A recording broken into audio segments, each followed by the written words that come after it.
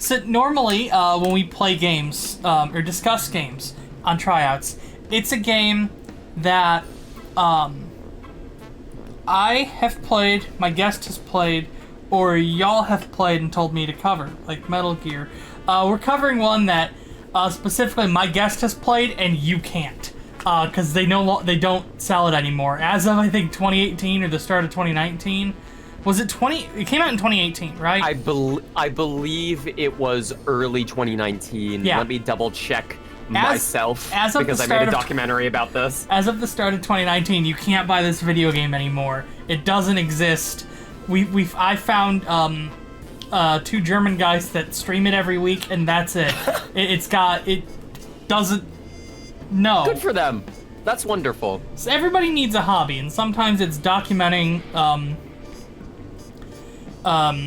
the video game version of that one Amazon phone with the 5 cameras that flopped real hard. Oh my god, you're right. This isn't one of them. I just grabbed a demonstration. We need sound gun.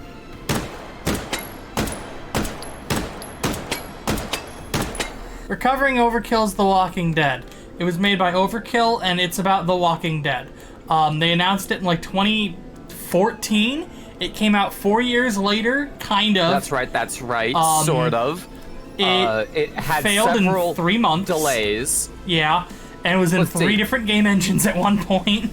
It came out in October 2018, and it was pulled from shelves in February 2019. Yep. And everything surrounding its creation and release and post-launch, it's a ballad for another day. If you just keep the phrase "fuck Bo Anderson" in mind, you understand the entire game front to back. All the mechanics, everything. You understand the full story of Starbreeze, honestly. Starbreeze didn't have as much of a downfall as it did a controlled launch burn, like a rocket. And then it suffered an unscheduled disassembly. Exactly, rapid disassembly. Overkill's The Walking Dead has, we'll call it a round-robin selection of guns, in that every time you do a level in-game, your guns have degradation and break, and you're supposed to find and or buy other guns with in-game currency to use them. As a result, there are not only a lot of guns that are basically just clones of one another, if we're being quite honest, but we also couldn't get good information on some of these guns because I'm the person who owns this game still. There aren't other people playing, so I can't do the, like, tougher missions to get good loot unless I become a solid solo player. And then, like, we just had to go off of the guns that were available on the wiki, that were available in footage, and that I had in my personal inventory from the last time I ever touched this game. So this is as complete a list as we could reasonably manage. Yep. Overkill's The Walking Dead, it basically copy-pasted and slightly changed the wording of the Wikipedia page for list of guns. And just went, okay, pistols, yes, cool.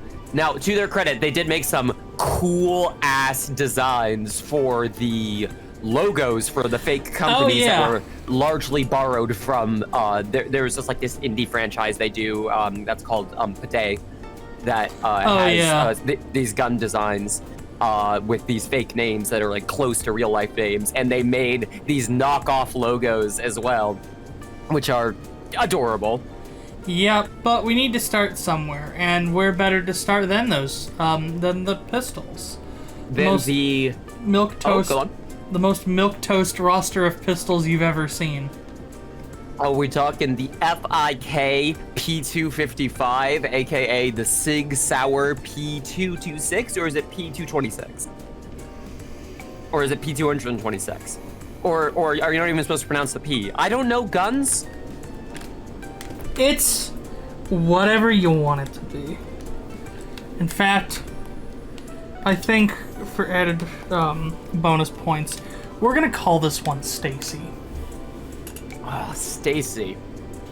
Yep, and we're going to give Stacy a suppressor, but in true Overkill's The Walking Dead fashion, we're only going to screw it on a little.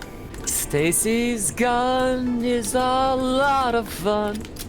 Sorry. All right. That's Anyways, nothing. so I was workshopping a long joke, but I couldn't. Man, wow. Oh man, that's a pistol. yeah. Now, again, the general structure of the game allows for low-tier loot, medium-tier loot, high-tier loot, etc., etc. And you would think the more bare-bones, uninteresting, like, sure, it gets the job done, but there are other pistols that are more accurate, have more ammo, are effectively better at doing the same thing, versions that would be higher tier, right? Wrong. That's not how this system works. The attributions are largely random. Oh. They might be slated. Hold on, my suppressor broke, so we can't use that anymore. Okay. Yeah, you gotta, there's crafting that you can do. If you hold Q, it'll open up a menu where you can add 4 cloth and 2 metal to make a suppressor or whatever the fuck. And then you can put it back on and shoot it 5 more times. Hooray! So, yeah, the whole weapon crafting system is ridiculous. It's built like a mobile game, but it really launched at is. $60. It was going to be on console. And much like a mobile game, they also charged for every large content feature edition afterwards. They were charging like $6.99, if memory serves, per level pack. That was, again, 1 map. But now hold on. You could buy the base game for a cheaper price, but have to pay for the otherwise free updates. So are you telling me that their plan was to sell the same product at a discounted rate, but then sell DLC to new people who buy that discounted one for money? Literally the gacha game mobile strategy? That's literally, every time a game goes free to play, that's the strategy. Is we're gonna offer the same product for a cut rate or free, and then just resell the same features that we would have just put in the game at the base level to people who would have otherwise just bought the full game, to be able to potentially catch people who already bought the full game but still want to keep having features, i.e. the whales. It is gacha game structure. It's the same thing. Again, I think I'm pronouncing this right. Pade had there might be an accent that was in the Swedish name that that got lost in the Anglicization, so it might be something else. I'm not sure. I think it's about banks. Yeah, it's like some kind of like banking simulacrum, I think. Oh, it's like EverQuest. Okay, gotcha. Next gun is an auto pistol. We need to give this one a rating, and I really... Oh, ratings! You do that, yes. I've got nothing. It sure is gun. It's gun out of 10. Okay, you've decided we're doing out of 10. I'm fine with that. It's... Well, we don't have to. That can just be it's gun out of 10, and then the rest of them don't even have to have an out of 10 rating. Fuck it. Look, we could do this like IGN. Oh yeah. So, I mean, the 6 hour is pretty popular. So it's if it's popular, then it's good. So a 7. It's an 8. Okay, it's gun out of 8 then. Okay. Oh no! Get back!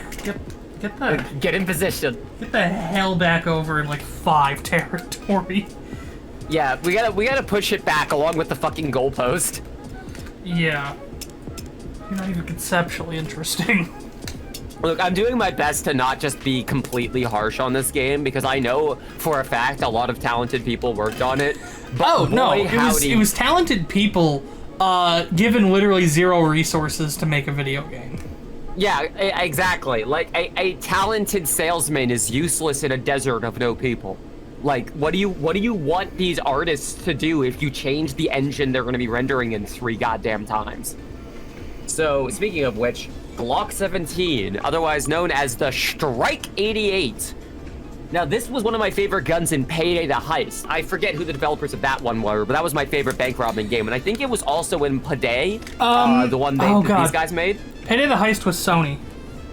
That was a Sony product. Thank you, you're right. Okay. So, is it actually an automatic pistol in Overkill is The Walking Dead. I assumed that Strike was just like the brand, because it's got its own like goofy logo, because they made logos for all of these, and it's stylized like Glock. Games writing, you have to consider that, like, yes, it might be the brand, but also it's going to be associated with a certain thing in universe. It would be like if they had a non-shotgun called the Locomotive. Like, that would be weird. Well, tell you what, I'm going to pick the best one of these two options and continue to use it as a semi-automatic pistol, because if we decide it is full auto, I don't like auto pistols. We've learned this. It's if you haven't learned it, welcome to the channel. My name's Jason Claritic. I make video. You make video? Oh shit, for real? I do, yeah. Video. Huh. Sometimes there's even a script involved. I'm desperately trying to launch into Overkill's The Walking Dead to test if the Strike is an auto pistol, and I cannot for the life of me get into a game. I appreciate the tenacity of going. This is investigative journalism. Yeah, of being told, no, you don't need to look into it. I'm just going to do what feels right. And going, okay, hang on. No, heck with feeling right. I'm going to do what's correct. I'm just going to close out the game. I don't want to risk fucking getting any more achievements. I don't want people thinking I actually play this game. That was hilarious. Getting an achievement like, what, 5 years? Has it been since I've last played? 4 years? I think it was 4 years.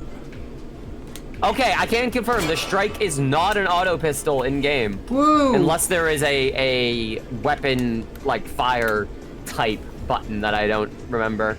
Okay, I can't play any more of this game. It actually feels like I am playing like an early Google Stadia game with like a bunch of input lag. That is what it feels like to play Overkill's The Walking Dead. It feels like you're playing a cloud streaming game with a bad internet connection.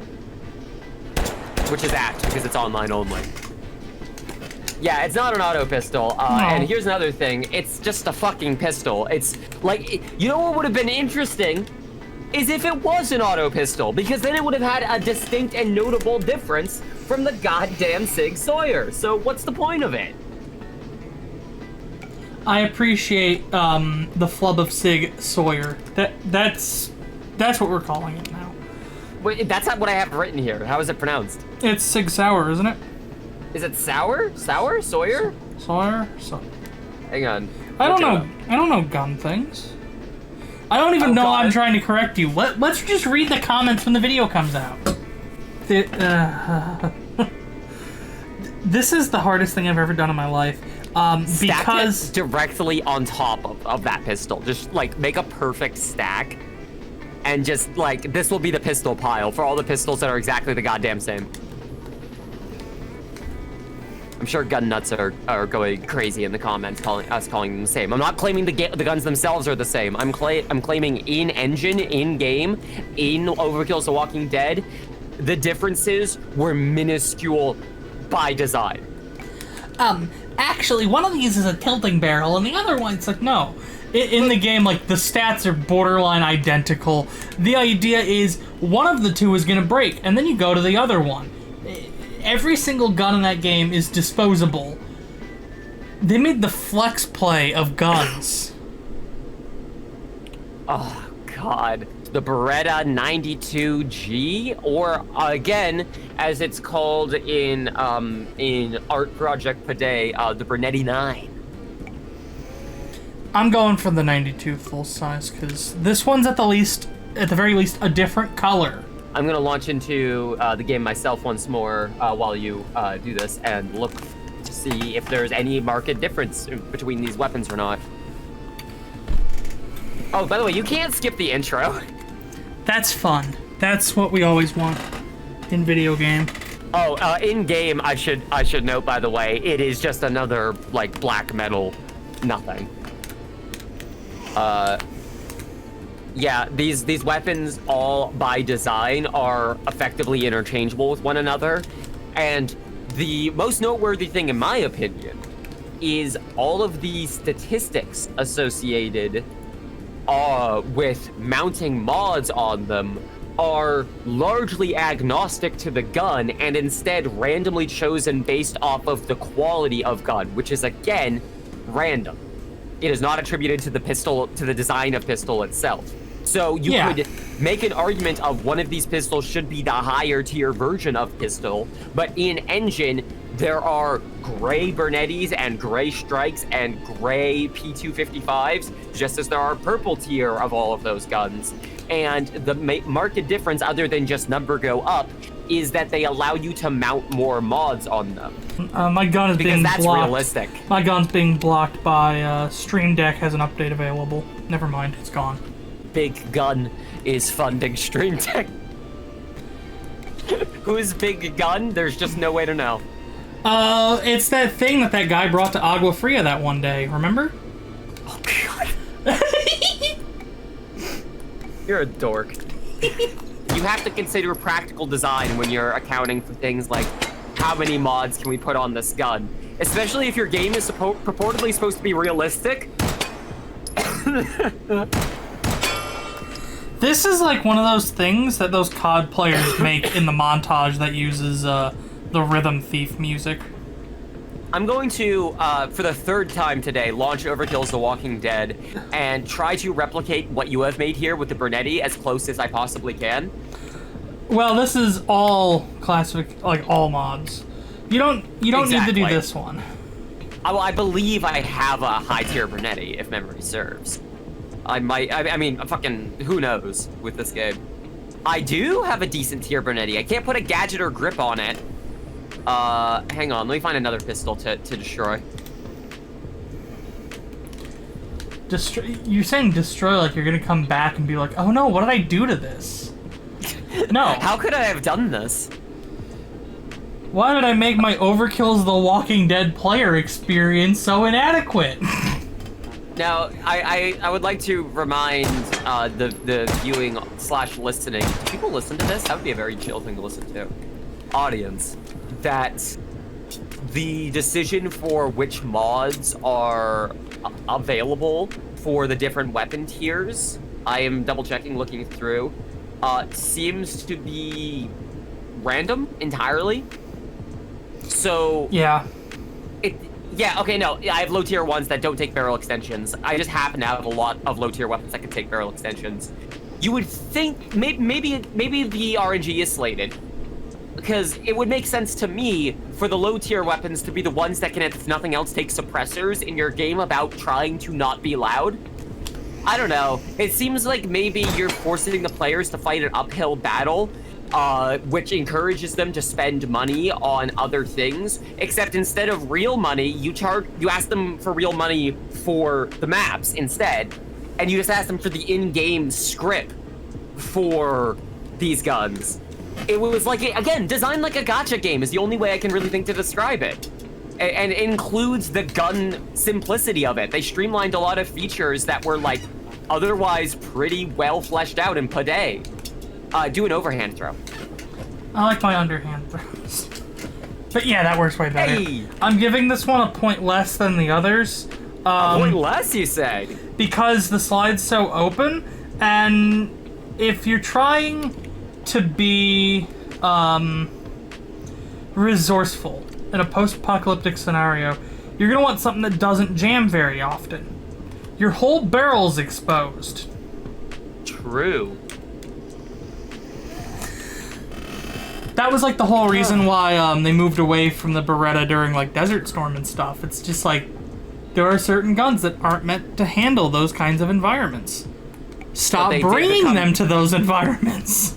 They became iconic in like crime setting, which I find interesting because once again, this is purportedly a realistic survivors game and not a crime game. But you know, write what you know and all that. Speaking of guns that became popular because of crime stories, the Desert Eagle, baby. The Desert Eagle, let's see, that would be the 14? Oh no, the 19. XIX. Wait, IX. 19, right? Yeah. Yep. Which is called in game the ITI Deagle. Very fun that we've been able to get away with Deagle for all these years. I mean that fully sincerely. Fuck copyright. Oh, it's hideous. This one seems a little too bougie for Overkill's The Walking Dead. Hold on. Yeah, get one with some fucking mud on it. Yeah. Well, I can't get mud. I can get garbage. I can get one that's got some garbage on it. Oh, just like in game. Cool. This is the hunting barrel. It's 14 inches long, and kind of sucks. Well, how does it fire? I'm glad you asked. See, when the gases expand from the bullet exiting the barrel, they push back against this this rifle-style bolt and gas system. Right. And what that means is, it's effectively you're firing 50 Action Express. This is a big boy, Ooh, wow. and it really wants a lot of mass to push against. Yeah, so that's gonna go right into your wrist. This is a handgun, yeah. What absorbs all that shock? You're not splitting it between a foregrip and a back grip and a stock. No, it's all the funny little bones in your arm have to deal with that. And then you have this rotating locking lug that, unseals, ejects, and reseals the gun. Gotcha. Like a rifle bolt. And once again, this isn't a rifle. It's a pistol. Those wacky charlatans at Magnum Research didn't stop to think whether or not they should. So, does this seem like a good idea for the zombie apocalypse? I'll tell you this. It doesn't seem like a good idea. Full stop. Period. No more to that sentence. But if they did add in, say, like human enemies that are shooting back at you with armor, then it might be a good idea to have something with more stopping power, in that zombie survival game. If you want something with more stopping power, here you go. You've got the 5.7. It's a reasonable size. It's a reasonable No, but shape. you see, that's the cop gun, and we're making a heist game. Wait, shit, a zombie game. Damn it! I'm sorry, I forgot again. Well, back to the Deagle. You're making your zombie game. Well, don't you worry. You want something with stopping power. We have this cool cartridge called 7.62 NATO, and there you go. You have it now. That looks like it'll really stop law enforcement. Zombies, damn it! Ah. I'm glad you said law enforcement. This isn't actually. No, wait. No, the Heckler, the H&K version of this is in Paday as the little friend. Anyways, Deagle, we got so sidetracked. Hey, have you all seen Deagles? What in movies or games and such? Yeah, it's always funny when Arnold Schwarzenegger holds them because they look like a normal gun in his hands, but then they look massive in anybody else's hands, and that made people think, hey, that's not a big gun, I'll buy one of my own. And then they send away, like $1,400 to get one, and then they hold it and go, it's big. Yeah, you found the gun that looks normal in the big guy's hands. I'm gonna send this video to my friend who knows about guns. If you're listening, hi Devin. And I'm expecting to get an entire diatribe back, just the railing on how wrong we were about everything. Oh no! You don't need to send that back, Devin. The comments have done it for us. Yes, don't worry, bud. It's all good. Yeah, all of the H3 fanatics love this series because they get to hop on and go, here's a page of extra things and me correcting those misconceptions you had. Hey, you know what that is? Engagement. Yes. And at first I'm like, oh, that's kind of rude to just go, oh, you're wrong about all these things. But then later I'm like, no, you can't expect me to have a brain full of what guns do. I forgot we have this guy. Let me shoot him. Miss! No, that was a hit. That was a hit? Yeah. I don't know if you can see it. Apparently the bullet reflected back and hit the wall. Like Deagle. Yeah. Speaking of which, what do you think we rate Deagle? Because I'm pretty sure people know how Deagle do now. Oh, are you gonna rate it worse than the Bernetti? This is about the least practical thing you could bring in zombie time. I don't see. Purportedly, there are supposed to be tougher zombies that take more than one shot to the head. But again, the way the game scaled up difficulty is by giving characters armor. So, like, at that point, I feel like you might want, I don't know, armor-piercing guns that are special purpose designed for this, that exist. Yeah. Or, you know, yeah, you use like a carbine or a rifle, and you get, you know, nicer ammunition for it. If you want a stronger round, that's totally fine. Why do you want it in a pistol? Well, I ranked them so far. It's gun out of 8. And then for the Strike 88, it's gun out of 88. The Bernetti 9 is it's gun out of not 8. And the Deagle is please just use the 5.7 out of 10. These are the least useful numbers humanly written. Hey, you're organizing them on a table. I think the scale will present itself at the end. Yeah. We'll be able to then determine, like, oh, it turns out this was at the lower end of the scale. So we are reverse engineering our research to match the story we're trying to tell. This is how good science is done. Anyways, final pistol that we have here. Again, there might be others in game, but we couldn't fucking find them. The Corvo 1150, otherwise known as the M1911. When does Overkill's The Walking Dead take place? Does it take place in media res when it was released? It takes place around issue 26 of the comic. That is not helpful. I will.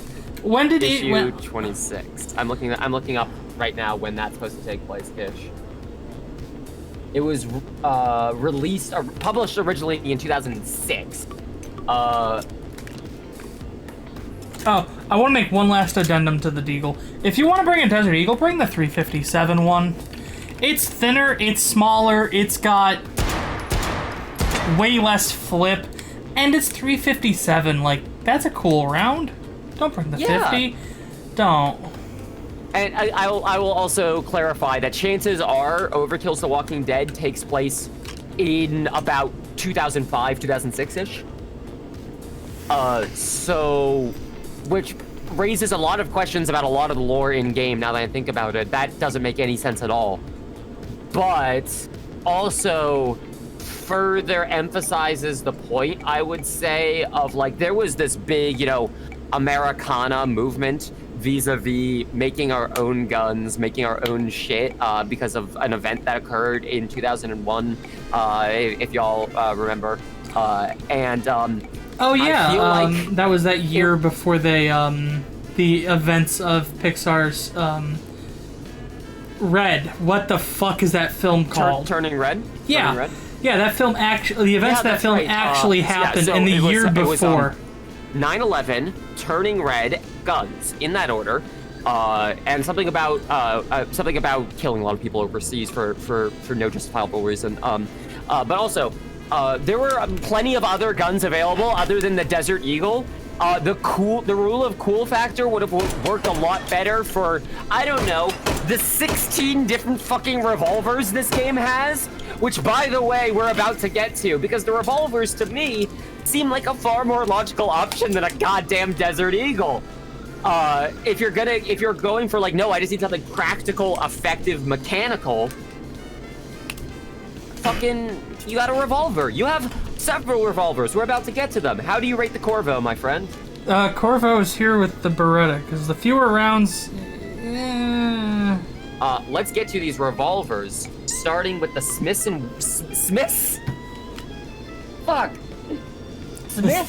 and Wesson Model 29. Smith, or as it's called in game, the John. I think it's the John and Mason, or something like that. So this is the Smith 29. Yes, this is the Smith. Merry Smith, everybody. Yep. Hey, if you need something with stopping power in the zombie apocalypse that you can actually find rounds for, this kind of seems like the thing that would make far more sense to pick up sooner than a goddamn Desert Eagle. Yeah. Fun bonus. Let's count the moving parts.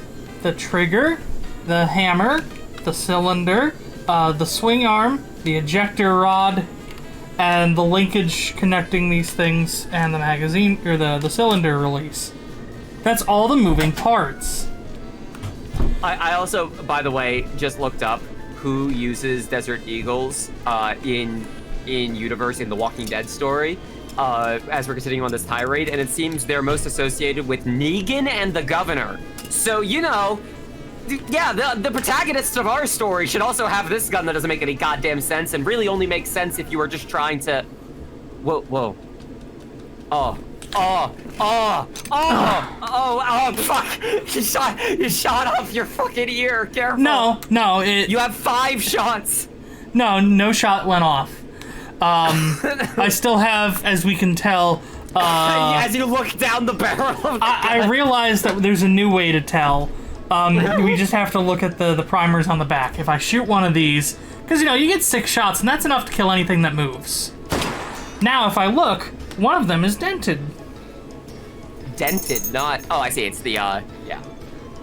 You see, I am not actually myself familiar with, the mechanical operation of guns, besides knowing about them from a video game perspective and from an historical perspective in studying the history of war.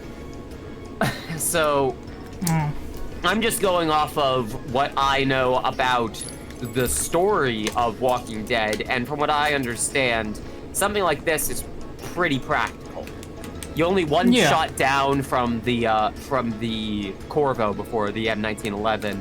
And you've got extra stopping power without the inconvenience of the Desert Eagle. Of course, you get the inconvenience of revolver loading and the like, but also, it is nice to have something that if it jams, you can clear it quickly. You don't have to take it apart to figure out what's wrong.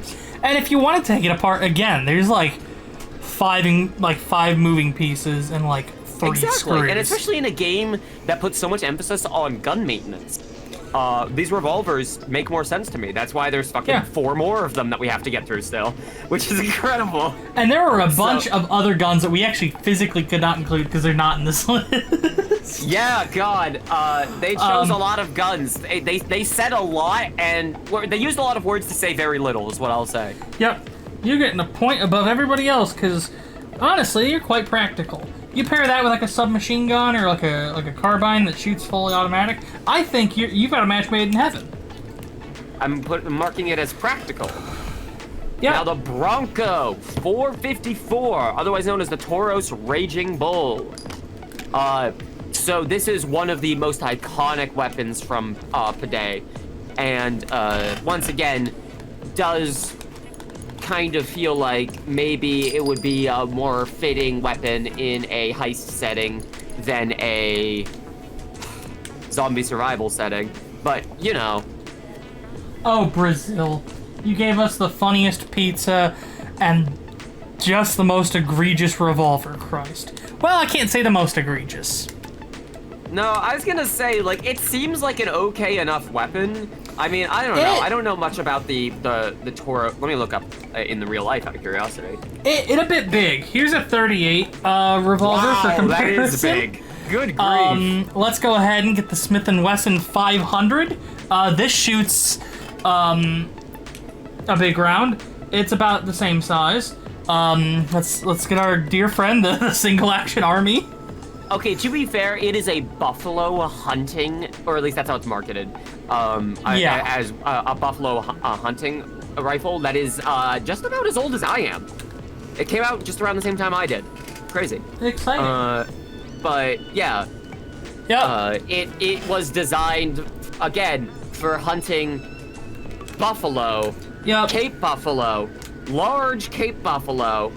And, you know, I have opinions about hunting, but that's separate from the point of what is it doing in your zombie survival game where you don't have, like, zombie-style monsters a la, like, Back 4 Blood, for instance. Oh, it's a shame. I do not have the Bronco, in-game. I cannot take a look at it. Son of a bitch.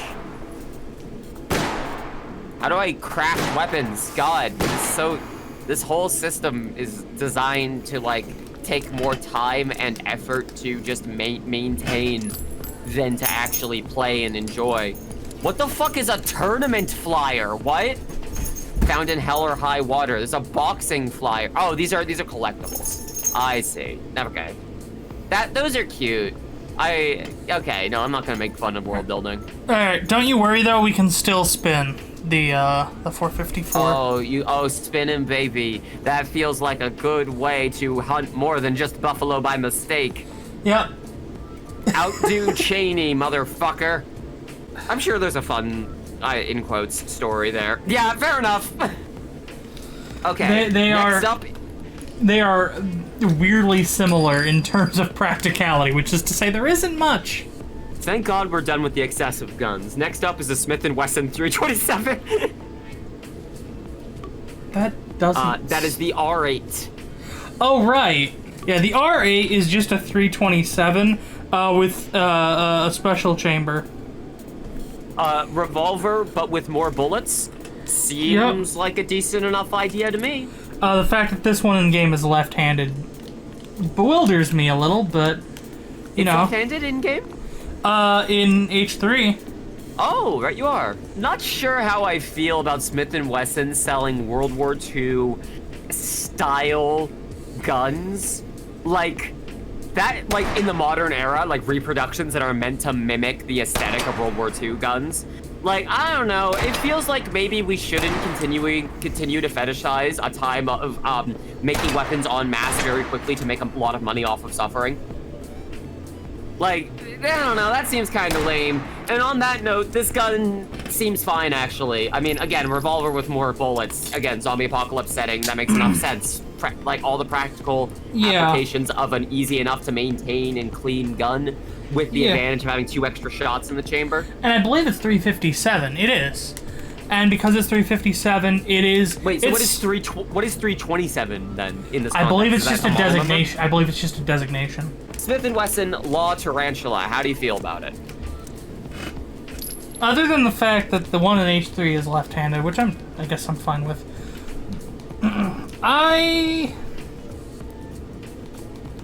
I think it's actually a step even above this. Because while it is a later round, you have more shots. And it's the same kind of motion to reload, as long as you have a speed loader prepped, so... You know, I think genuinely you kind of get the best of both worlds. It's almost like a pistol-sized magazine. We'll put some air quotes on that. But it's decently powerful. It's gonna be pretty dang reliable. If you even trend near saying magazine or clip incorrectly, you will be swarmed. Yeah, wasn't that the thing that that company that worked with Sony on Payday the Heist learned? Like, a bunch of the skills were like, increases clip size, and everyone's like, yeah, because they were just using movie shorthand because it was rule of cool. Speaking of rule of cool, the Colt Python. I get why all the games include it. It's the same scenario as with the Deagle in my mind. We made gun bigger, cooler. Check it. And like, again, fair enough, it really does feel like bigger, cooler versions of very similar guns should have been the higher tier versions of said guns, rather than just being additional. Yeah, like in that regard, if this was like only available in say blue, purple, orange, and the whole shtick was this is supposed to be intentionally rare, I think it could have a chance. Everybody loves the Colt Python, but nobody wants to talk about the fact that apparently it doesn't sell very well. They do very limited runs on it. Yeah. It's the revolver for people that want to say, hey, look at my cool revolver. I should note, by the way, in-game it's referred to as the Corvo Magnum. Is this actually, like, what does Magnum mean in the real gun sense, specifically?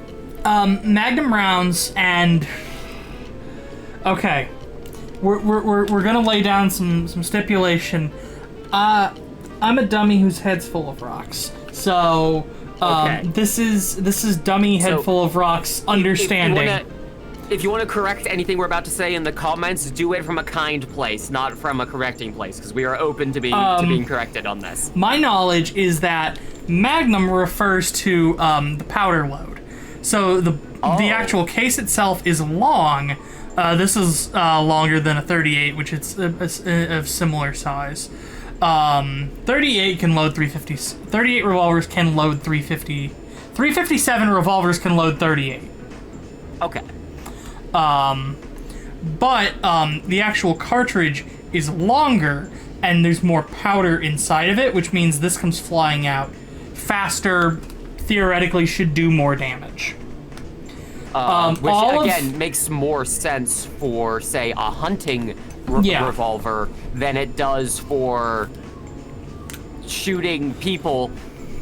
Yeah, I mean, most of the revolvers here are some form of Magnum, especially nowadays, because we've learned that Magnum rounds, other than like very particular ones, like 22 Winchester Magnum, can work fine in a repeater pistol. But if you try to make, 44 Magnum or something like that fire in a pistol, it doesn't work good. Clint Eastwood learned that when they were filming one of the last Dirty Harry movies, and he had the Automag 44, and it jammed so often he kept throwing it in the ocean, and they had a diver on set who would pick it up as it was falling to the floor, like the sea floor, and put it back on the dock. Once again, a revolver. Once again, it seems like narratively and structurally it would make more sense for the cooler guns to be the higher tier ones. I've been looking up in the background too to see if there is any kind of like slating or scaling that's done to make the cool quote-unquote weapons be more likely to be the high-end ones, and I am not seeing anything that confirms that, and it does not appear to be the case in game at all. Like, at least in my inventory full of guns. I have high-end guns that are the same guns as low-end guns. Like, I have a high-end MP5 and a low-end MP5, and the difference is higher numbers equip more mods. It's not like what they do in Dead Island 2, where the higher tier weapons have better like sheens to them. Like all the purple tier guns look kind of more like this with the chrome surfaces and the nice wood, whereas all your commons and uncommons are just kind of black and plastic and boxy. Speaking of which, how do you feel? Same tier? That sure is a revolver, baby. That sure is a revolver! Exclamation point. I struggle to come up with anything else to say about it. Well, good news, champ. We've got one more revolver still. I hate this game. We have the Corvo DS6. I love that Star Trek series, otherwise known as the Colt Detective Special. Hey, we just talked about this one. Oh, Snubnose, baby. Yeah, and this is, I just dropped that bullet. This is the one that fires 38. Ignore the fact that I've put 8 bullets in my pocket here. I'm just gonna, it just grabs as many as it needs. I wish it had a speed loader. Nope, doesn't got one. Comes to us from the class of 1927. Although the Detective Special proved to be an instant success when first introduced, lackluster sales saw the elimination of the Detective Special from product line in 1996. What the fuck is it doing in this circa 2005 game that was produced circa 2014 to 2018? Why is it here? So here's a cool thing that people do with their guns. I don't know if you know this. They tend to hold on to them for a while. No, I know, but in the zombie apocalypse, again, like, maybe if you have cop characters who are using these, then sure, but I don't think any of the in-game characters are ex-police because they have to all be heisters, criminals. I mean, sorry, survivors, God. I keep forgetting what we're writing for here. You just made me realize that, this should totally be in Payday, and it's not. I mean, is it not? It's not, no. Okay, so I thought this was familiar. I've seen this in a lot of media. Despite being an American-made gun, it's also often associated with being a gun used by Japanese law enforcement for, you know, very America in the 1900s reasons. and I knew I recognized it as it fucking Yakuza, obviously, knowing me. But again, it feels really out of place in 2005. What? Washington, D.C., I think, is where Overkill's Walking Dead takes place. Like, of all of the places in the United States of America to be the most likely to most quickly swap off of these older guns, it's Washington fucking D.C. Why is it here? You're asking a good question. I'm putting it. Yeah, that's fair. No, it does get moved up just because it is small. It's a 6-shot still. It's compact. still it is 6 shots. too. Yeah, it's quite compact, so it doesn't quite fit in my little shirt pockets here. But I imagine it. You know, if you just need an emergency sidearm, here you go. It's tiny, fast, fun! Exclamation point. Sure. Finally, we are done with the revolvers that we have listed. I'm pretty sure there's actually one more we couldn't find from in-game, but we can finally move on to the shotgun. Well, here, just in case, if you're some kind of Overkill's The Walking Dead pedant, and you're not updating the wiki to have what are actually all the guns in that game, and you're like, oh, you're missing some. Well, joke's on you, buddy. And this goes for all weapon classes from here on out. This Schofield will represent all of them at the same time. You forgot to put the emissions reducer on. It will work for 6 shots before you have to repair it with 4 cloth and 2 metal. God. Okay. Are you ready? Shotguns. For shotguns. We only have 4 of them because once again we couldn't get all of them. Yeah, also, there is no Ithaca here, so we can't do the Ithaca, which is sad because the Ithaca is my favorite. So we're starting at the Rheinfeld 880, otherwise known as the Remington 870. You can also substitute it for an MB 500. Yeah, because this is our 870. I see, it's not quite the same thing. No, and I think we have another one somewhere. Oh, we have this one, and then in That's a little closer. In magazine-fed shotgun, we've got this bastard. Good grief! This really lives up to the bastard name. This looks like those weapons that were in the people trying to make the Half-Life 2 guns, but they actually work. Like how you can fire a double barrel shot out of a shotgun that does not have 2 barrels, or how you can fire a grenade out of the MP5 that does not have a grenade launcher on it. Yeah. And people tried to make mods to be like how these guns really work, and then you realize that, hey, sometimes it's actually good to streamline this shit because otherwise it looks like this. Yeah. This has got real doohickey vibes to it. Oh man, you want to talk about Japanese guns? That's doohickey indeed. Anyways, okay. So let's use a Mossberg. Remington, yeah, the MB 500. Do we want full-size barrel or do we want short barrel? We could do the short barrel because we're gonna talk about full-size barrel nonsense with the next gun in a moment. Alright, let me grab some rounds. Cycle that. And there we go.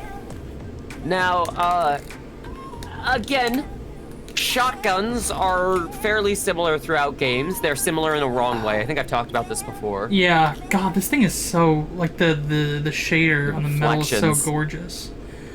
I say it every time. I've got RTX, but this is the most impressed I've ever been with the reflection.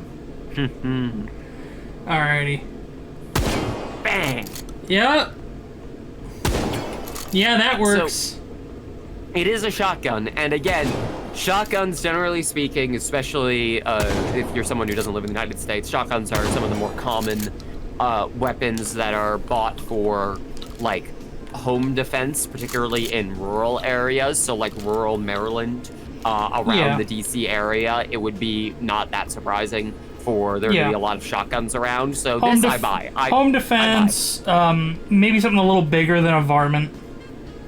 Exactly.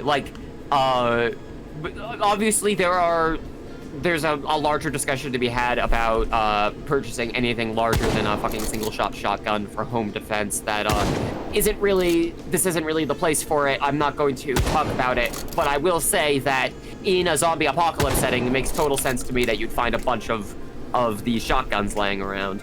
And what does the job better than a thing specifically designed for defending yourself against people?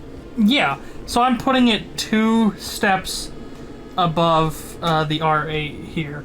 Because, honestly, zero qualms. It's the zombie gun. It is. Now, if you want to get a little stupid with it, we can get to the Moscone Double Barrel 12, otherwise known as the Hammerless Double Barrel. Well, that's just my designation, so I'd make sure I grab the right one. Absolutely. Which I would also like to note. Remember how we were talking about weapon mods? Yep. The Moscone in game can take everything but a barrel extension, I believe. But that also includes sights which mount where a barrel extension should be.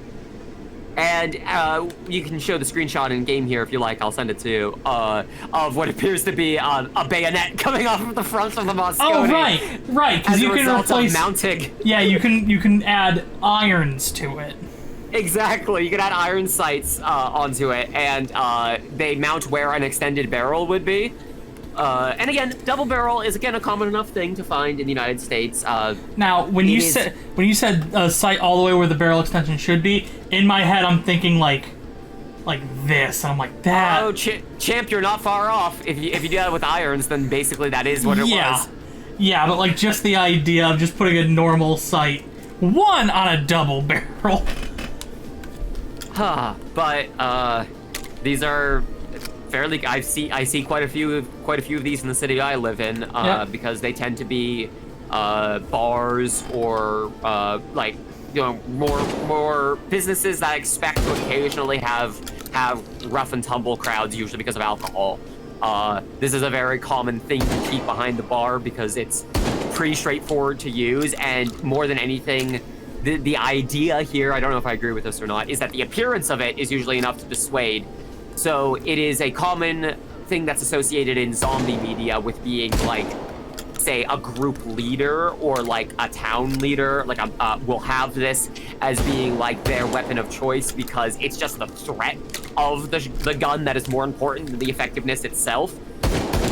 Now that kind of loses meaning when the story is secondary to the gameplay of the game, where it is basically just a big shotgun that has less ammo in it. Yeah, and typically the games will tend to give it, more damage and a faster reload. It makes it good for dealing with human targets. Again, it's not specifically designed to be armor-piercing, but it is still a fuck ton of armor, of firepower. It's buckshot. It's just gonna kind of collapse in on itself when it hits armor. Yeah, but like, it's still a lot of power. Yeah. So it makes enough sense, but generally speaking, it is just kind of a pick up what's there gun, which, I mean, I get the double barrel. This is chromium. We'll give it a rating in a second. Okay. When are these guys gonna get on the level of giving me the quad barrel? Now, see, like, as much as I could joke about it, it would be this would not make any sense to exist in a game. If you want to talk about the doohickey, baby, that's the doohickey. Oh yeah, no, this is doohickey as fuck. If this seems a bit much for you, don't you worry. You can always, of course, saw it down. But this is still sometimes, a bit chonky. So once again, you can always just saw it down. And again, your wrists were designed to heal. You get about 5 free breakages of your wrists in life. Yeah. So you better make them count. Yeah, and if you don't use them, like, they did all that work for nothing. It's like vacation days. You've got to catch them in. Yep. I appreciate the imagery here. That the barrel doesn't quite eclipse the full shell. I don't think this thing has good range. This thing just feels like a pipe bomb that you missed half of. Like, oh shit, I forgot to put the cap on this pipe bomb. I forgot to bring the pipe. Yeah, I got the bomb. It was something else. Shit. Anyways, Moscone, what do we think? Double barrel is... It's There's fine. 2 of them. Yeah. It's... I'm gonna set it here, and I'm going to kind of move things a little. Yeah, we'll develop the scale at the end. Yeah. This feels like the kind of thing that you keep with you when you're like sitting in the camp making sure, you know, little Jimmy doesn't get eaten while everybody's out grabbing canned food and what other things they grab in the zombie times. The aesthetic of the long gun with the big wooden handle that you know is powerful is itself part of it. It is pretty iconic in zombie apocalypse media, so it would have been weirder not to have it. Yeah. I was gonna say you could always get something, you know, this is 16 gauge, there's also 20 gauge. But if it seems not enough for you, don't you worry, H3VR's got you covered with a 3 gauge shotgun. Good grief. Okay, so we've got more to get through. We have the Farino SP14. That's all you have written here is the Farino. Did I goof? It's called the Farino SP14. It is the Spaz 12. Okay. Not sure what you're doing here, buddy. Again, from the I'm imagining this being more of a I mean, I don't know what was the Spaz 12's use case in real life. It big. I just know it as the Half-Life shotgun, if I'm being honest. It was, can we make a pump action and semi-auto in the same shotgun? And, Franchi is just kind of notorious for over-engineering their shotguns and making them, flippin' Chonkmaster Supreme. Now, this is interesting. This is some interesting world-building shit. This gun should technically not be legal in the United States at the time Overkill's The Walking Dead takes place. Because there was a ban on importing it to the United States that started following the United States federal assault weapons ban of 1994. Imports of the Spaz 12 in the United States were stopped. The ban expired in 2004. And production on the Spaz 12 ended in 2000. However, the apocalypse in in The Walking Dead starts in 2003, I believe. When does Walking Dead comic take place? Let me double check that. Yeah, it starts in 2003, meaning that society, the government structure that could have lifted this ban and then started importing these no longer manufactured guns again, would have never been lifted because the zombie apocalypse would have already happened. So, what the fuck is this gun doing here? The only people who would have this in The Walking Dead are the people who, prior to 03, paid for the ATF tax stamp and all of the documentation to get this thing cleared for import for effectively non-use. Who are the Italian zombies that brought these fucking guns back to the United States in time for the apocalypse? What the fuck? Big boat made out of breadsticks. Oh no. No, look. Pizza Tower already exists. We have to be careful. You can always do an Italian accent. It's never racist. Is a guideline, not a challenge. Okay, so how do we want to use this? Do we want to use this in semi-auto, but we also have the option to pump the bad boy? I believe it's pump in game, but that's I might gross, be wrong. But I'll do it. Bang, bang! I'm pretty sure I remember that being the case. 9 shots. Walking Dead Spaz 12. Let me see if anyone in Walking Dead.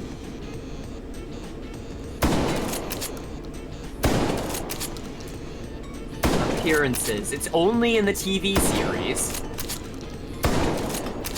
And it appears to just be anytime they have a bunch of guns, like they have a bunch of extras holding guns, or they have a bunch of guns on the wall. Sometimes the Spaz 12 will be one of them, which pretty much is just prop masters going, yeah, shotguns, put them there. Knowing that there is no we need logical to way. sell that this is somebody with a lot of guns. How do we do that? Got it. We'll just grab as many guns as we can and we'll mount them to the wall. A G11? Sure. Standard model. U.S. market importers. So I'm seeing legality. Spaz 12 and Law 12 shotguns are listed for illegal for possession in states that hold a military assault. Blah blah blah blah blah blah blah blah blah. U.S. states and territories that ban the gun from individual civilian possession include Maryland. What the fuck? And the District of Columbia. What the fuck is this gun doing in Overkill's The Walking Dead? You know what it's doing? It's filling the role of, if a video game has shotguns, but not a Spaz 12, people get sad. It's filling the role of, we have our cool heist zombie game, and we need to have a shotgun in it. This is what happens when your artists and your weapon designers are forced to sit on their ass for years between weapon or between engine changes, and they just basically keep adding in the model guns that they have had to make before for other projects. The ones that they've already done research on and got clearance on about legality and and know that they can make work and generally understand how they should work in a game setting. Even if, again, reportedly this game is supposed to be about realistically scavenging for supplies. So, anyways, how do we feel? You know that thing about the Raging Bull and the Desert Eagle here? My like big... Rule of Cool? Yeah. Even though they have the problem of they're just kind of comically large and generally impractical for this kind of a scenario. Exactly.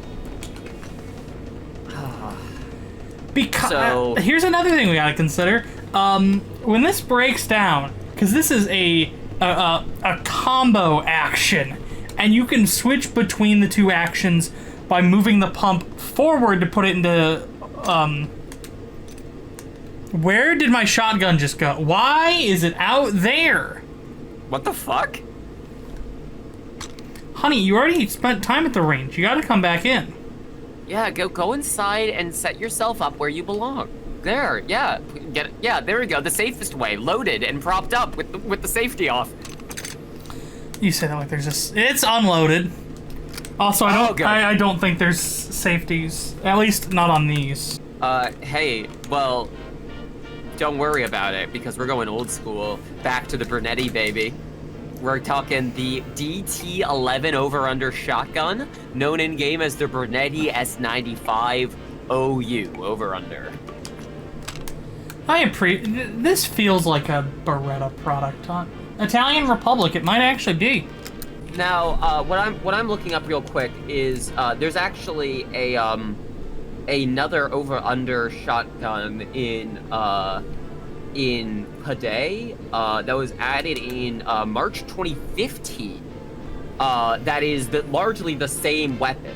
And I have a conspiracy theory here. The Jocelyn, it was called in Paday. Oh, yeah. I have a conspiracy theory here that they just took that weapon and did it again. I imagine all of these weapons, because most of these are in that game. I imagine they just take, their good high-resolution model from when you're looking at it in the spinning look-at-it screen. You take that model, you put some better materials on it, you author some PBR materials. You don't need to build a new model. Like you've gotten pretty much all the topology you need to get out of it. Just slap it with some good model textures in Unreal 4, and you're good to go.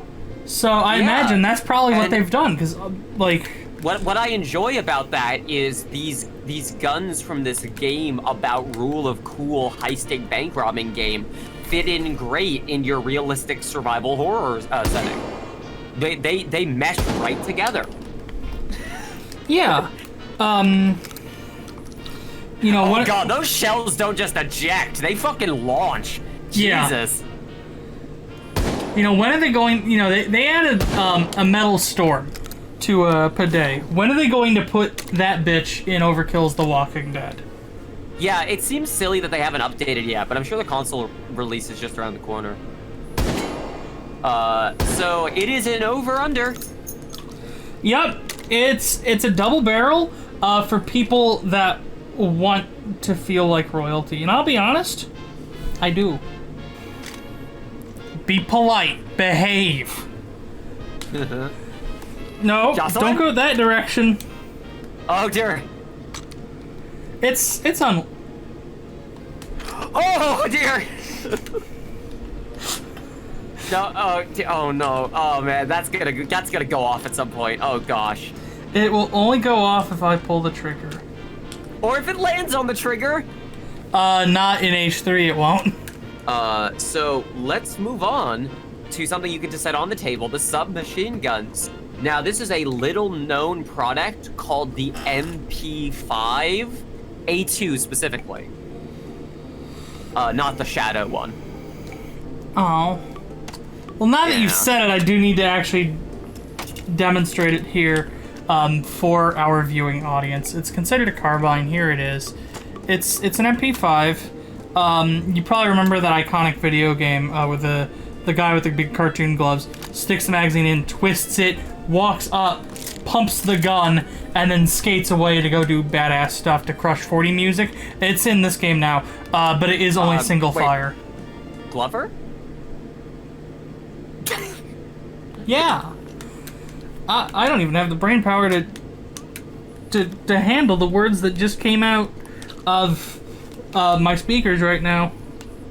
So, the MP5, as we all know, is the only gun. Hey, fun thing is because these are actually the same. We can use the wood furniture MP5. This thing rules. Something about the wood furniture just makes it feel different. It doesn't actually feel like an MP5. Because in the zombie apocalypse, they still do have wood, so that's not anachronistic. So that gets a pass. I gotta say, I don't really get gun modifying for aesthetic purposes, but the wood on here is kind of nice. It kind of reminds me of those like wood paneled like vans. You know the ones I mean, like the when you started saying wood panel, my mind jumped to like the Atari 2600's simulated wood. So, this is in fact the MP5. It's a good gun. It's kind of been streamlined and designed in a way that its design has held on since the fucking 60s and is still being made today. Yeah. Yeah, like if we go... We don't have just regular old MP5. 92, 92, 92, 92, 66 for the A1. Yeah, 1970, 1970, 74. Like, the MP5 is not typically associated with, like, being a common find in the United States specifically. There's probably reasons for that, but that's not really the scope of this video. But it's hard to deny that even if it doesn't make complete sense for people to have access to it in universe here, if they had, like, say, a military shipment of weapons they intercepted, which I think is a level in The Walking Dead, this would be, they would have a bunch of these. They were super cheap, they've been around forever, they're still manufactured today. It makes enough sense for it to be in this setting. Yeah. Alright. Our two pals won't behave over there, so we are just going we'll to represent it with the shortest of the short. Cool. Yeah, I like that. This one can't cause any problems because okay, so this is oh dear. This is actually like an actual like procedural bone physics join. It's an MP5. It's good. It's cromulent. Yeah, it's not particularly interesting, but it would be weird if it wasn't there. Yeah. Good choice. Next up is the TKA Cobra, otherwise known as the Scorpion VZ61. This is a machine pistol. It is in the machine gun category in Overkill's The Walking Dead, as known as the TKA Cobra. If you have played, if I recall correctly, this is like the CZ kind of too, like a similar family, not quite the same thing. Yeah. In Counter-Strike. Oh yeah. You might also recognize this as that one pistol that gets the wacky drum magazine in Resident Evil Village. Oh, I see. Alrighty, I don't like the fountain of hot brass. That's actually unnerving. This thing is still being made today. What? Why? Wow. I never spawn lacked a magazine. As far as I can tell, it was really cheap to manufacture. It was developed in the 50s and it was designed in the 60s, and it was used by armed groups, including the IRA. Can I actually say how I feel about the IRA here, or are you gonna have to censor it? We'll find out. That's good, and I wish they had more.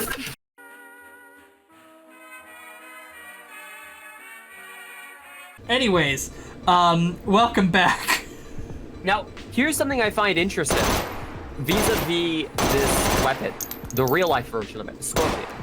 In 2017, Swedish police authority estimated that about 50 formerly deactivated weapons from Slovakia were in circulation among criminals in Sweden. That is also right around when this game was being developed. I wonder if it was potentially on the mind of these Swedish developers as being a cool crime gun to put in their crime game. Zombie game, damn it! Makes you think. I hate the way the brass ejects. If I hold it like this, I've watched the brass, it would hit you in the shoulder. I will also say that there are lots of other things we could say about this gun. However, it is still being actively used currently in the Ukraine war. So it might be better to, not make too light of it. No, this is still active history, not even recent history. Yeah. No, I get that. I just wish it was anything else. Me too. It doesn't really, it makes sense, temporarily to be here. Yeah. It is just kind of a strange choice, especially to specifically have as an SMG instead of a machine pistol, which is what it is. But, yeah. Anyways, what's your feel on it? You're put at the same rank as the... This is the Beretta in the 1911. See, it's fine. Yeah. I mean, while we're on the topic of machine pistol, this also counts as a machine pistol. This is our dear friend, the MP5K. When you started talking about that gun in Scandinavia in 2017, I thought we were going to end up... No, back up. Not Scandinavia, Sweden. Well, that's part of Scandinavia. Sorry, I'm a dumbass. I was thinking of the fucking Canadian province, not Scandinavia. Saskatchewan? Saskatchewan, thank you. Jesus Christ. Okay. Me and my French-Canadian brain. Anyways, go on. While we were talking about that in 2017, I thought this was going to go in the direction of this literal piece of garbage that was found by the Finnish government in 2017. This was a hand-built machine pistol that fired 25 ACP. Holy shit. And Anton saw it and was like, that goes in my game about the hot dogs and guns. The Olympic Arms K23B. You have it written here, the M4A1 Shorty. Which I believe is similar to the Para in Payday, but in Overkill's The Walking Dead, it's labeled as the LT SMGP. Or LT, did I say LG? LT SMGP. This is once again labeled in-game as a submachine gun, even though it is, by all accounts, an assault rifle. That said, I kind of see why they wanted to step slightly away from that, considering how many rifles they have already in game, because we still have those to get through. But like looking at this in your hands, you are holding an assault rifle. That is an assault rifle, unless you are Overkill's The Walking Dead, in which case this is an SMG. So it might help if we grab the actual M4. And let me go ahead and put its goofy little sight on. Wham. And set them next to each other. Yeah, let me try to line them up based on... No, you see what I'm saying? They're basically the same size. That's not much of a difference. It's just the barrel. Like, I know there are design differences. The overall scale is slightly different. But I really don't think that's enough of a difference to be like, what is it the caliber? Does it fire a different caliber? No. Yeah, like, I don't know. Olympic Arms K23B. An obscure object of desire. Oh man, this article is so one-sided. I'm not gonna quote it any further, but what I will say is this SMG again temporarily makes sense for very depressing real-world Americana reasons. I am gonna go ahead and suppress it because it is firing 556. It is quite loud. Well, it's just like the game. Like, it's really depressing when it comes to anything close to the AR-15, but also, I mean, it is literally an AR-15. It literally says right there, property of U.S. government. Look at the company name though. M16A1. No, Dolt. That's fun. Thank you, Anton. That is absolutely Dolt. Yeah, Dolt Patent Firearms. I'm checking in game what the company that produces this is called. This is the 5th time launching Overkill's The Walking Dead. Such an alarm's going off at the Starbreeze office. Like somebody's actually playing it multiple times. Somebody's doing investigative journalism. Shit. It's fine, but again, it's just like I look at it and I frown. It's like, yep. You know it. You love it. It's the sequel to the MP5, the UMP45, known in-game as the SGMPL. Now, why is it called the SGMPL, which doesn't even begin to invoke the symbology of UMP? MP feels different from UMP in my mind. Who knows? But either way, it's a very recognizable gun. It's very, very iconic in media. You know it. You are aware of it. I was gonna say you love it. You probably are. It's a cop gun, so you know. I've said on numerous occasions that this is the Luigi to the MP5's Mario. Wahoo! Yippee! Yippee!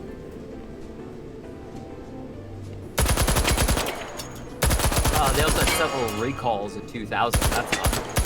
Oh boy.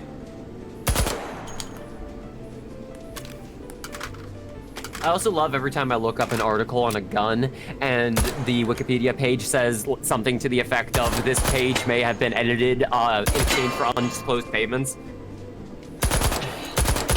Really? So I've encountered that a lot doing research. If anyone out there happens to know a good amount about plastic surgery, please update the Plastic Surgeons Guild of America's Wikipedia page. It is written like an advertisement. And that information is just completely unavailable to people in the most common way they would get it as a result. I will give the UMP this. So currently it's unloaded. There's nothing in the chamber. Pop this in. It has a bolt catch. Oh. So you can just press that with your thumb. You don't need to work the bolt, which I guess puts it above the MP5. But I wish it was something else. You go here. The MP5 is just so much more stylish, but you have a couple quality of life features, so good for you. Finally, on SMGs, look, I'm not a big fan of guns in general.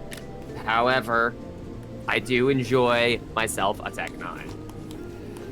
I enjoy the FT9 blaster, as it's known in game, the Tech 9 full auto specifically. Yeah, I was about to say you can't say that you enjoy the Tech 9 because if we fetch the real one, where are you?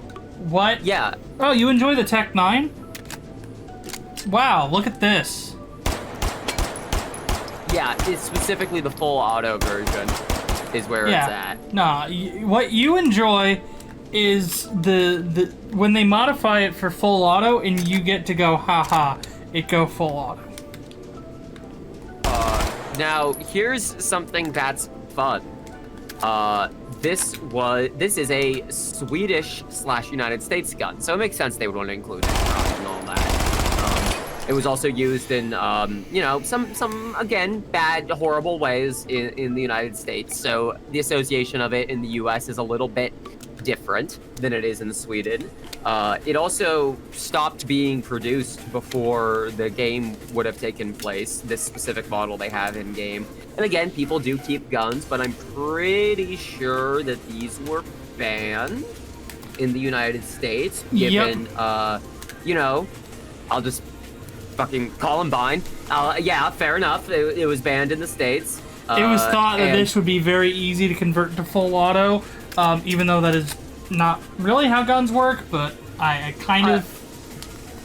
I mean, you look at how it's represented in media and in video games, and you go, yeah, I guess I can see how people would think it'd be very easy to convert to full auto. I will also note that using the same logic as I was before, the Tech 9 is technically banned in Maryland as of 2004, 1 year after the apocalypse in the Walking Dead setting. Yeah. So this one gets a pass. Yeah. Somebody is like, I'm not going to the buyback. I'm keeping this. Yeah, and oh god, there's a zombie. Oh wait, that was just my neighbor. Oh my god, a zombie. Oh, that was another one of my neighbors. Oh. Oh shit. Oh, that one actually was a zombie. I forgot I had so many zombies. Because I'm decided now that they in fact were zombies. I mean, they are now, because again, remember in the Walking Dead setting, everyone is Vector. When you die, you become a walker, as far as I know. So if you kill someone and you don't like fully stop them, they'll get right back out as a walker after some time. So I feel in like, effect, yeah. I feel like there's an awful. I'm just thinking now, like a piece of zombie media that's almost like Kafka's Metamorphosis, like. If you die, you come back to life as a zombie, but you're still expected to go to work and everything. You should watch Warm Bodies. Is that what that's about? Maybe? It's not... No, but it would be very funny if that's what you thought it was about when you started watching it. Anyways, we're not getting... This gun makes enough sense. We're not getting to the moral workplace conundrums I have! It's a love story between a woman and a zombie boy. Anyways, the Tech 9, how do you feel? It needs the stock to be bearable. Fair enough. You sit there with our You're harsher on it than I would be, but that's fair. I'm going off of your ranking here. Yeah. So, I'm gonna say it's more practical than this, but the fact that it is so uncontrollable, I'm not particularly keen on that. I mean, as we can see here, I like when I can kind of rein in a gun. So, Are you ready to rifle time? Because a lot of these are going to be pretty much the goddamn same. Let's start with the AKR, otherwise known as the AKM with the dovetail adapter. We have that option should we want to sight. Guess what, y'all? It's an AK. And extra fun bonus points, I'm not a big fan of the AKM. I love, by the way, the listening game, a classic assault rifle that's been used in conflicts all over the world. That is the most nothing description I could possibly imagine. Conflicts around the world could be described as most guns. Used in conflicts around the world,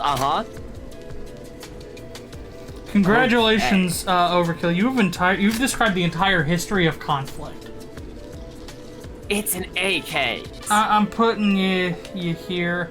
The 7.62 by 39 is fun, and I imagine it's got some stopping power behind it. I just feel like the amount of recoil on 7.62 by 39 is a bit much. There are AKs that I actually really enjoy. The next one is the TKA, which is the CZ Bren 805, except you do have listed here 806 specifically, that it is an 805, but to use an 806. Yeah, because our options are 806 or 807. I see. Yeah. But I was just going to say, there are AKs that I really like. The 74 is fun. The 101 is great. I'm not a big fan of the original, I'll be honest. Fair enough. I mean, like, again, it was designed, built to be as cheap to produce en masse as possible, and it was, as a result, had a lot of problems. It jammed a lot. It's inaccurate. Like, it was designed to be built cheaply and quickly. It makes enough sense to be in a setting like that too, because, you know, it's they're produced guns en masse. If you're buying them from a weapons dealer, probably going to be a lot of those, especially post-apocalypse. They're just going to get what they can get. Now, the funny SMG, which they hired, I think it was Rhea Perlman, to be in Paday and to play a biker chick, and she had this small gun that was actually a scaled-down version of this gun, if memory serves. It wasn't even scaled down. Oh, and it was labeled as an SMG in Paday, so they have a history of doing this then. Yep. It'd probably help if I took it off a safe. Ooh, that's loud. I can hear that. Okay. So I don't need to fire anymore. You know how we already had a weapon that fires 5.56? In a similar-ish form factor with all the bells and whistles. Mm-hmm. I would also like to note that this weapon started being designed in 2006, after this game would have taken place, and didn't come into actual production until 2011. What the fuck is it doing in this game? What the fuck is it doing out of this game? It's an assault rifle out of 10. Like, use in conflicts after this game. Like, these ratings are going to be reverse engineered, if we're being honest with ourselves, so... Yeah. Well, don't you know that the Czech Republic, like, they didn't have zombies going on, so they were still able to work on these things. I see! Okay, in fact, the Czech Republic was fine. Yep, they don't tell you that in The Walking Dead. And that's how they were able to sell them to DC. Yeah, that makes sense. Okay, so we got the VF7S, otherwise known as the FN Scar L. At least it's not the egregious. I mean, a scar is a scar is a scar, baby, and my favorite scars are the ones that were made starting in 2009 onward. What the fuck is it doing in this game? Oh, I'm double checking if that date is correct or not, because I'm starting to completely be, like, they flabbergasted at this. They just said, oh, it takes place around the time of this issue. It was probably meant to be in media res, if I had to guess. Let's see. Overkill's The Walking Dead. It just says set in Washington, D.C. It doesn't give a date. It doesn't give a time. If it's in media res. I have the solution. Did you ever watch the original trailer for Overkill's The Walking Dead? The one that's just a baseball bat and blood? Oh, I remember. They said in 2016, Washington will fall. Wait, whoa! Wow. Huh.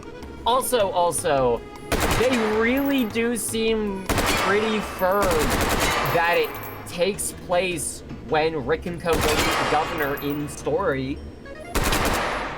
which is in 2005, 2006-ish. Because for the record, it's listed in narrative. It's listed as days from the outbreak.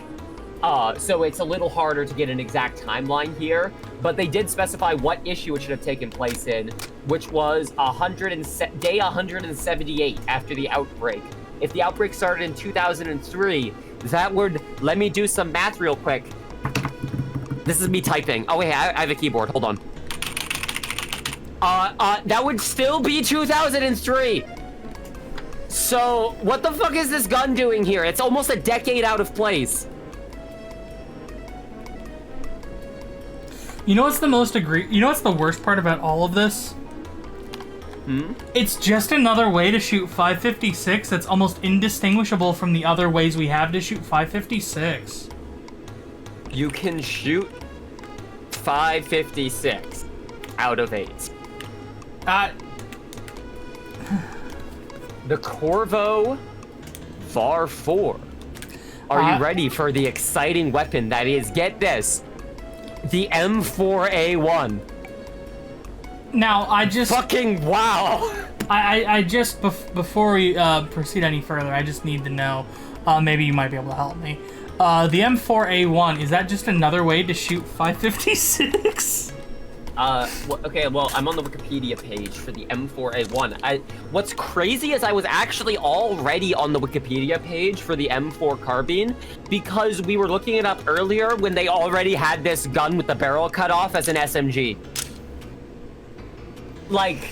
Okay, well, we need to do some in-depth exploration of how about 5 inches more barrel, if even, can really affect the ballistics and trajectory. And, okay, I'm ready to give this thing a rating. Yeah, me too. Yeah. Okay. By the way, I want to shout out to the fact that they wanted to invoke the symbology of Payday, but they didn't want to. Oh man, these guns are being misbehaving. They didn't want to literally just call it the Car 4, so they called it the VAR 4. But they also didn't want you to be unsure, so they did be sure to include Corvo VAR 4, which, to be fair, Corvo seems to be their in-universe stand-in for Colt, so fair enough.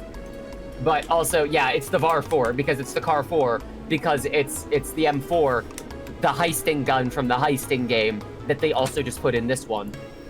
Yeah, like, we just fired 3 of the same thing. Well, I'm gonna do a quick, sorry, what was the cartridge we were firing? 556. Would that be the same thing that the G36 fires? Let's find out. Or as it's, the G36C, specifically. Oh. Well, now, I'm not too sure. The G36 sure fired the 556 by 45. And it's known in universe as the SG36, so they weren't even trying on that one. It's better than JP36. We still don't know what that was supposed to mean. I gotta be real though, I was a big fan of this game in Payday, or of this gun in Payday, just because it was goofy and kind of felt like, I don't know, it felt like an underdog gun in a way.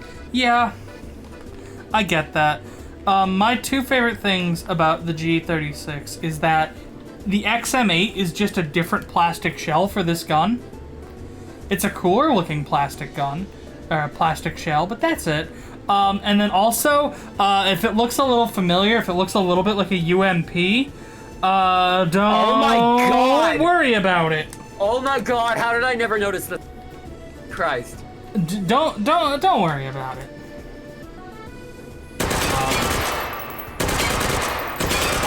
By the way, there seemed to be an actually legitimate design issue in real life with this gun that thankfully the timeline of Overkill's The Walking Dead wouldn't have to deal with, of as these guns were deployed to countries that had higher like average temperatures, and as the higher average temperatures of the world got higher, it turns out these guns would overheat really quickly, particularly in Afghanistan, because they were made of cheap metals that would warp. So that's fun. You know what's the most exciting thing about all that? I was about ready to say, you know what, for even just daring to be ever so slightly different, you get a point above. But then you told me about these reliability issues. Those didn't reveal themselves until later, so they wouldn't know, like, they had a whole different apocalypse going on in Overkill's The Walking Dead. I'm not sure what it was. I think it had to do with... vampires, I think. Yeah, it's like a Redfall prequel situation. Yeah. We know. We know. Oh, girl, we know. Now, I need to know when the G36... Okay, 2001. I'll give it that. Yeah, I looked that up too. I was curious, but no, fair enough. Yeah, because now my gun has a year listed of 2016. Yeah, you know what? Dare to be different. If I spent my whole life using just those like whack-ass Dells that all the schools have, and someone put an iMac in front of me, I'd be like, oh my god, this... Wow! What's funny is I had the exact opposite response because our public school had a grant for Mac products. So whenever I'd go home and have my Windows 95 computer, I'd be like, hell yeah, I know how to use this. Oh, 3D Maze? Oh. I played so much Pipe Dream, let me tell you. Chips Challenge, ooh, Ski Free, what's up? Hey, okay, sniper rifle time, baby. We're talking the Eaton Model 8, which is the Winchester Model 70. In 2006. The plant where they were produced was closed, and then they started making a new batch. So there's like a distinct, like different version of them. Like even if they're called the same thing, colloquially, were different makes later. That doesn't affect their use in game.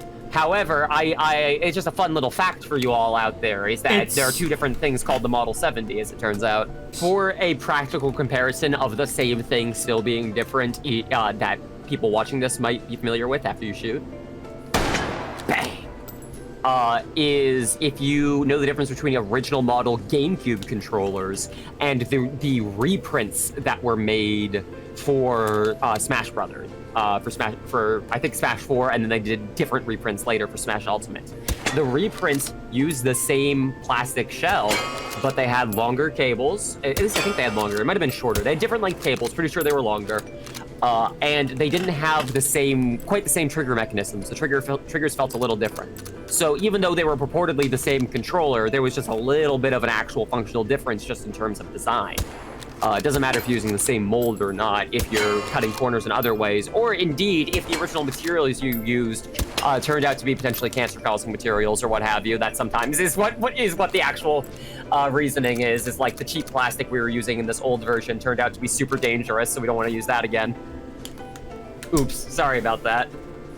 How do you feel about the Winchester? I mean, to me, it's kind of boring, but it's classic. Yeah, and this one... Put that on safe. This is why you have VR instead of real guns. Yeah, this is why they trust me in the digital space. You don't want... I shouldn't be in the real physical meat space. It's got even fewer moving parts, which I appreciate, so it's even simpler to maintain and yeah, exactly. upkeep. If you give this to somebody who really knows how to use it, it's superb. It is superb. I'm gonna put that down. Superb, exclamation point. Now, if you want a real effective gun for the zombie apocalypse, why not the Mosin Nagant M1891, otherwise known in game as the TZ Nagant? Now, what I find interesting about this is two things. One, that they were making a little side project. It was like a DLC expansion for Pandai that was called Raid WW2. I don't know what those numbers stand for. And they were using this gun in there too. Now that may be why they put it here. But the other reason they might have put it here is, hey, wow, this gun is still being used fucking today. Yep. Real fast. Oh, we gotta zero in these sites. How many Arshens would you say those guys are away from us? 400, 600? I'm gonna say 500, maybe 600. Okay, we'll shoot from 600 Arshens. Bullseye. Good God, this thing is still in production. Commonly found on battlefields around the world. Notably, Russia has issued the rifle to conscripts. Wow, yep. Once again, tying back to the Russian invasion of Ukraine. So, Again, obviously they couldn't have known that when they were putting this gun in Overkill's The Walking Dead. They were just putting in a very famous, very ubiquitous gun that is also something they coincidentally had to make for their other game, Raid, and then they actually put it into Payday as well. As far as memory serves, I think, anyways. Yeah, they put it in, I think, in 2014. It was around that time that they added, they started selling characters as DLC, and they added Shamrock. Shamrock? Did they add a gaunt with Shamrock? Are you sure? No, but it was a pack around that time. It was the historical pack. Right, yeah. But it was around that time, yeah. That was Shamrock 2014. Yeah, Shamrock's in the the promotional material for it. That's right. Because they were putting Shamrock in all the promotional material for like 3 months before the character even came out. How do you feel about the Nagant? This one it's another fantastic one, especially given the fact that they came up with this design again in 1891, and 130 years later, folks are still using it. AK Suvorov SV7, otherwise known as the SVD Dragonal. Yippee! I'm gonna want the scope for this, even though I don't know if I'll actually use it. Do you like the AK? Do you wish it was bigger? Bigger AK seems good to me. 762 by 54. I think that's bigger than the normal AK bullet. It was actually a design contest entry in the 50s. Yeah, that won. Okay, what the? Look. Oh, right. Pull the bolt back. It doesn't go all the way back. It can't grab around. You have to take it off safe. Oh, pull the that's bolt cute. Back. That's actually cute. That a mechanical safety like that's always fun. Yeah. So that's why I struggled getting this thing to start shooting. Oh, damn.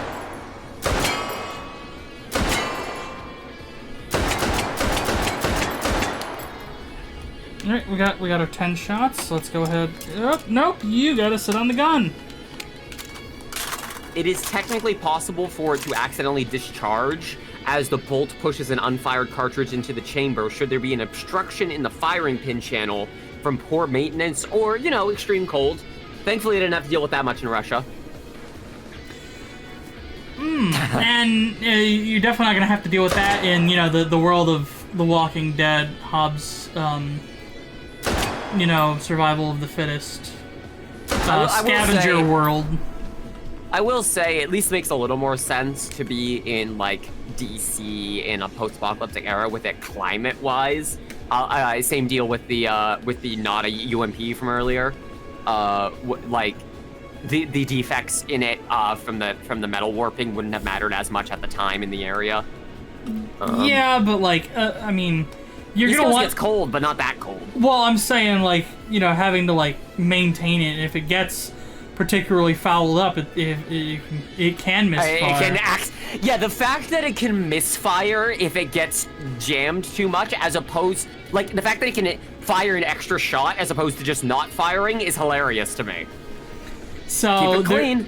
Yeah, and you're in zombie times. That's kind of hard to do. We've got 2 guns left. They don't even give you a cleaning rod.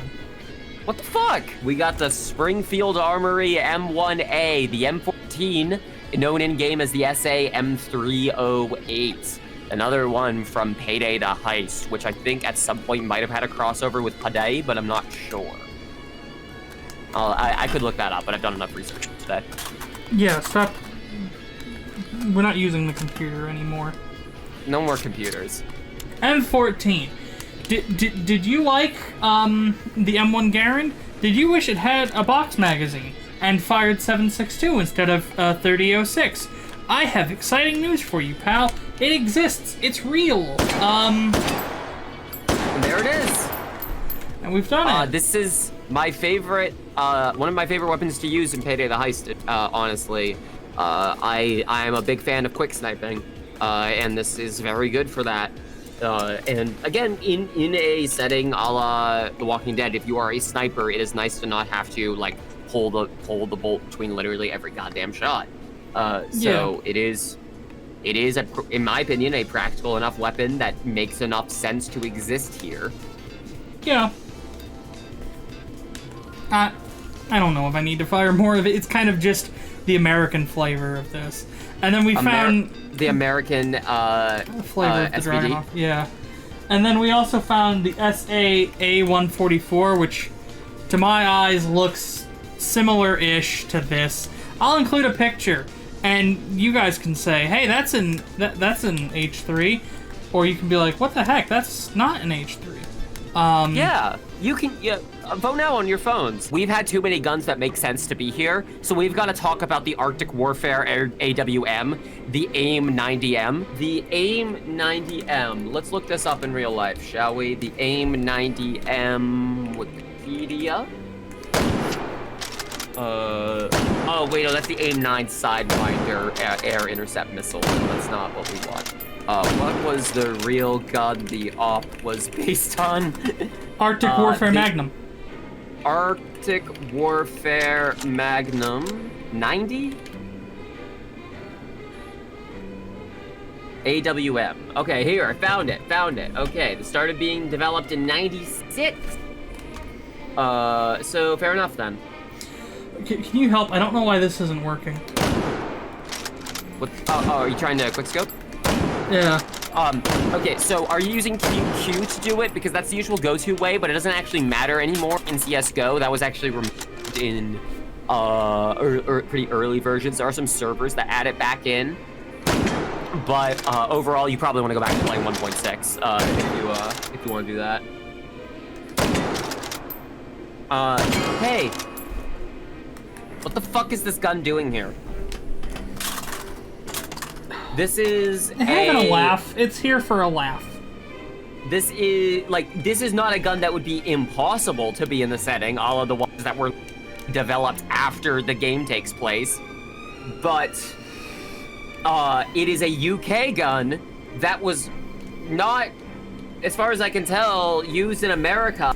Was, it was used by United States soldiers in certain wars of the era, but I say of the era, the Afghanistan war that covered several fucking eras.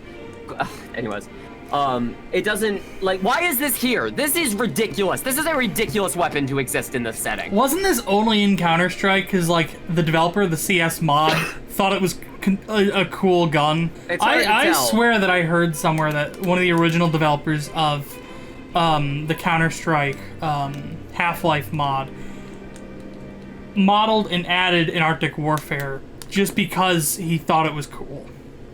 I see. Well, how do you feel about the rule of cool in the zombie survival setting? Is this any more practical than the M308? No. Honestly. So we have our scale here. How do you feel? Let's see. 1, 2, 3, 4, 5, 6, 7, 8. Wait, how do we... You joked out of 8. And we ended up with 8. Okay, so let's go from left to right, and I will give all of these a number rating. Okay, let's go from right to left. Let's count down to the worst gun. Okay, here's the thing. These I wouldn't even call bad. I'm just gonna say they're not very practical. So I think we should consider this a points system. Okay, so how many points? So these are all. So let's call them plus X. So the Spaz. Otherwise known as the SP14, the Finero. Okay, so at a +1, then we've got our friend the Spaz 12. We've got the Raging Bull, and we have the Deagle. These guys are kind of just here for the goof factor, which isn't what Overkill's The Walking Dead is about. Raging Bull gets a +1, and so does the Deagle, and so does the Spaz. Okay. All right. Lovely. Our +2s, we have the Scorpion, the 1911, and the Beretta. We're veering on the side of practicality, but I do think there are some issues here that would have to be considered before you end up using them. Exactly. +3, we have the P226, we have the Glock, and we have the Tech 9 full auto Nightmare conversion. They're here. They are here. Yeah. +4, which is the biggest category because it contains... so many guns. It contains 3 of our revolvers. It contains the 38, the Python, and the Model 29.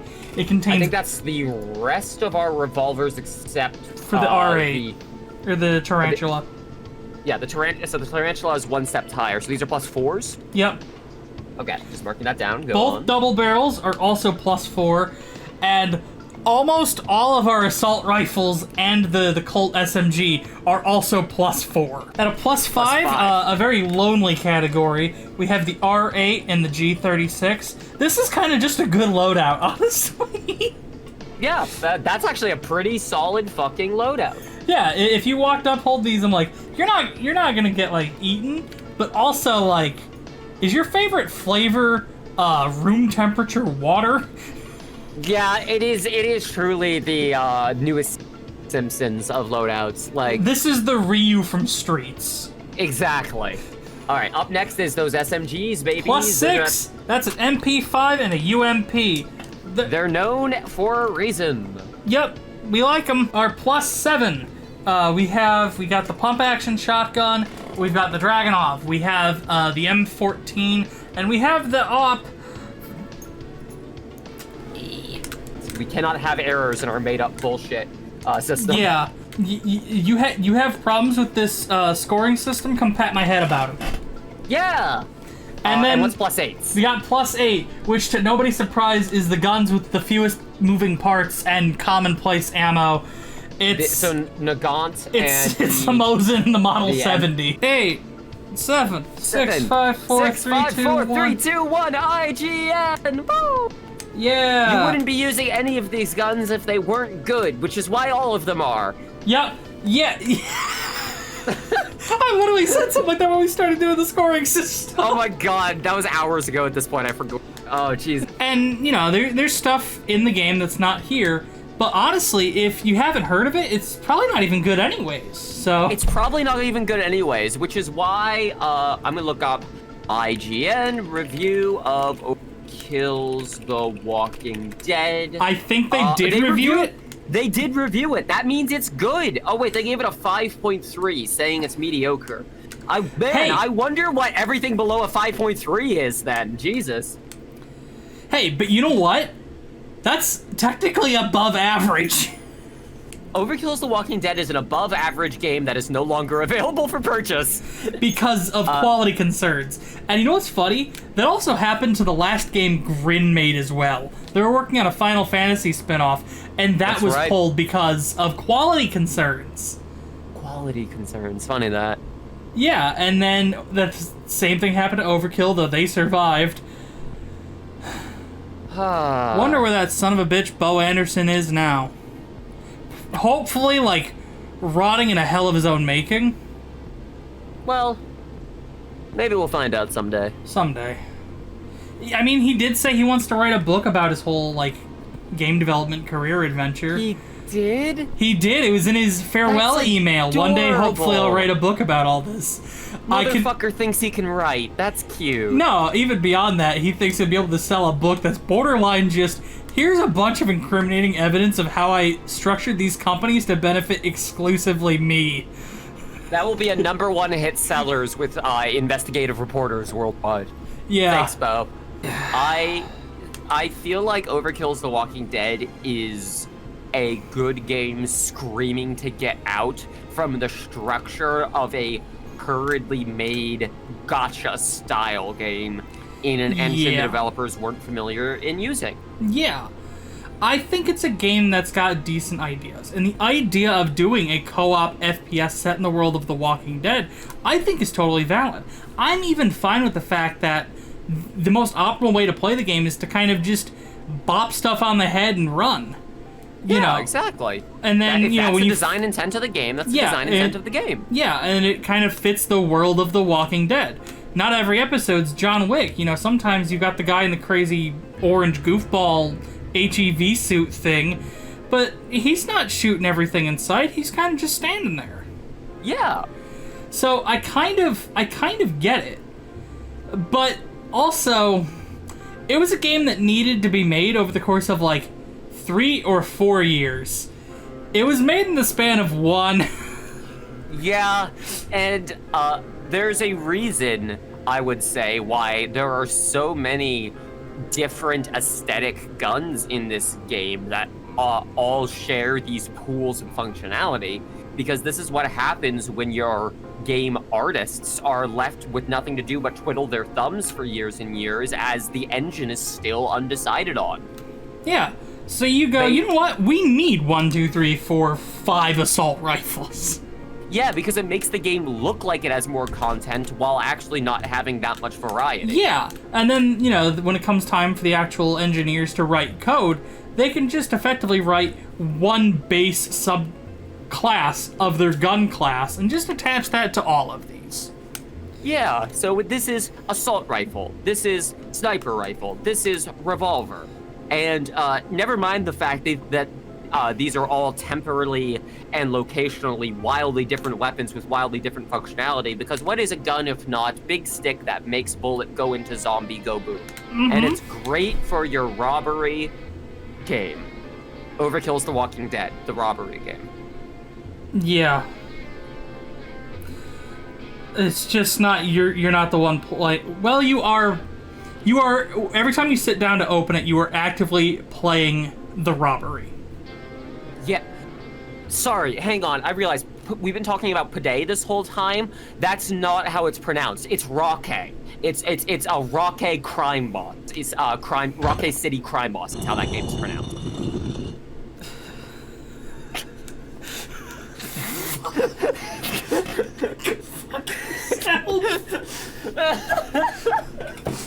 Fuck off.